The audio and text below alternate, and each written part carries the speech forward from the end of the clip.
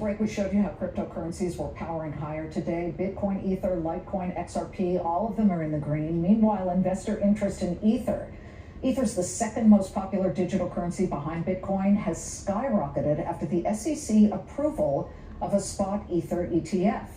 Now, those aren't trading yet, but according to CoinShares, over the past week, Ethereum has seen $33.5 million worth of inflows, which has pushed its total monthly inflows to over 21 million. Pending one last SEC approval, the spot Ether ETFs are set to begin trading maybe as early as next month. So here's the question, is the dam now opening, and could XRP, that's the cryptocurrency used on Ripple's money transfer network, be the next to flow into the ETF market? Joining me now, live in a Fox Business exclusive, is Ripple CEO Brad Garlinghouse, in studio no less. Let's get to Ether first. Word on the street is that spot Ether ETF is going to come alive. It's alive next month, as early as next month, maybe July, who knows? What do you think? I think that's right. And I think it is a big deal just in terms of further opening the markets to more people who want to access it. Obviously, the Bitcoin ETF went live in January, and you saw 10 billion. I mean, it took, I think, 2 months to reach the same level it took gold's ETF to reach over like a year. So the interest in this space remains very, very high, and I think the ETH ETF will do extremely well. What do you think is behind the SEC becoming, let's just call it more pragmatic about cryptocurrency ETFs and the approval process? Well, I think the first thing is they've lost a lot in court. And so, they really got dragged kicking and screaming across the line to get the Bitcoin ETF live. And I think they realized that if they were going to drag their feet and fight around the ETH ETF, that likely the same outcome was going to happen. And I mean, it's frustrating that we have to go through the courts to get those positive outcomes. The United States should be investing in these technologies. We should be embracing these from a job creation, from a technical innovation. And unfortunately, this SEC has been fighting every step of the way. I've known you for, 7 years now, and back then, y'all didn't have that loud a voice. For sure. It feels like you do now. So what about an XRP ETF? You were speaking at the Consensus 2024 conference just a week ago, and right. You said inevitable, not just for XRP, but Solana and Cardano, et cetera, et cetera. Right. But XRP in particular, the SEC has tried to throw you down in court. Yeah. Don't you think that Gensler and company might just say, now that one, no way? I think it's a hard argument for them to win. I mean, can they make life difficult? They've made life difficult for a lot of people, then they've lost in court. What I was talking about at the Consensus conference last week in Austin was that people don't want just exposure to one commodity. So if you have exposure to gold, you might want exposure to silver. If you have exposure to other commodities. And so to me, it only makes sense. You don't want to have just a single threaded asset exposure. So I think people also forget that it wasn't that long ago, before the SEC got involved, that XRP was the second most valuable digital asset. That was before the SEC kind of anointed ETH. Then they couldn't answer the question, is ETH a security or not, and now they've approved the ETF.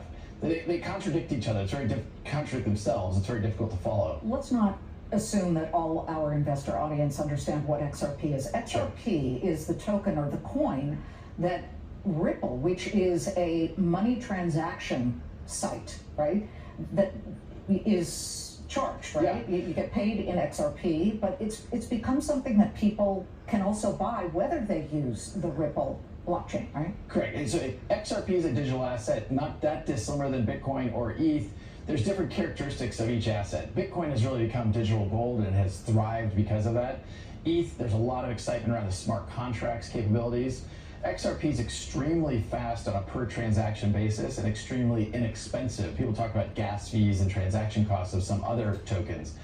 Ripple uses XRP as part of our technical stack to do cross-border payment flows. And you charge whoever is moving the money, correct, 0.00001 of XRP, which stands around 51 cents or something right now. But here's my question. Right now, the main competitor in that space is SWIFT. That, of course, is the Society for Worldwide Interbank Financial Transactions. That's the global one that a lot of people use. They charge much more, do they not? Yeah, they really are the dominant. I mean, SWIFT has been around for 50, 60 years. And the frustrating part for all of us as users of SWIFT is it really hasn't changed in 50 or 60 years. The architecture of how it works It means it's slow, it's expensive, and frankly, it's quite error prone. Some studies have shown that about 6% of all SWIFT attempts to wire a SWIFT transaction end up in errors that bounce back, and then it takes days to get it back. What about you guys?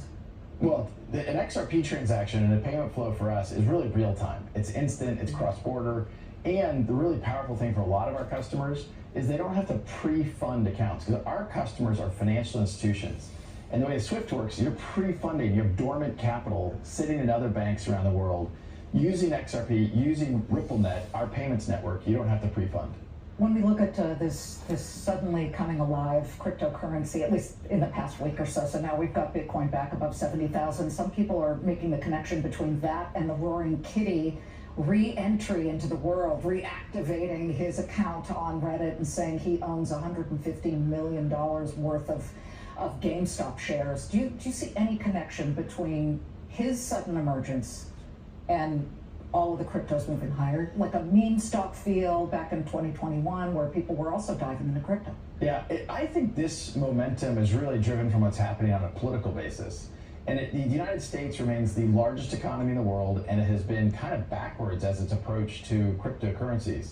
You know, countries like the UK are way ahead, Japan, Singapore, Switzerland. I mean, we are really behind the rest of the world. And Ripple has offices in many of those cities. We do. We have 14 offices around the world. And so for me, I think what's really driving the momentum right now is seeing that, you even said this earlier, the voice of crypto, the voice of Ripple, and is really gone up in the conversation in the United States. I think you're seeing shifts. Well, some of that is money. You yourself, over the past 2 years, have given a total of $50 million to Fair Shake, the lobby firm that cryptocurrency people are really kind of filling the coffers there. And suddenly you have Donald Trump saying, I'm the crypto president. You have Joe Biden making some noise about, come on, lay off the regulations a little bit. You guys suddenly have a voice. You're the kitten that roared in a way. Yeah. So I think it's less about the roaring kitten and more about, hey, you're seeing some of the political machinery in the United States move and act. And look, we haven't yet seen the Biden administration. They've said some things, but they haven't followed this up with actions. You have seen Trump make this part of his campaign. I think it's incredibly smart and incredibly strategic. This is a topic that has a lot of passionate people, and this is an excitement and enthusiasm. They're pro-innovation, pro these technologies, and know that they can be used in ways to protect consumers all at the same time. I think it's crazy that it ever became a partisan issue, but I think that the Republicans are being very strategic in how they're approaching that, and I think it's becoming an election issue, which I think is good for the industry, and thus I think it's driving some momentum in the market. Brad, we'll be watching. Okay, XRP ETF, when? I think we're going to see it, I think it'll probably be 2025. Next year? Yeah, all right. Not too far away. Good to see you. We'll see if that happens and if it comes to pass. Thank you. Just a day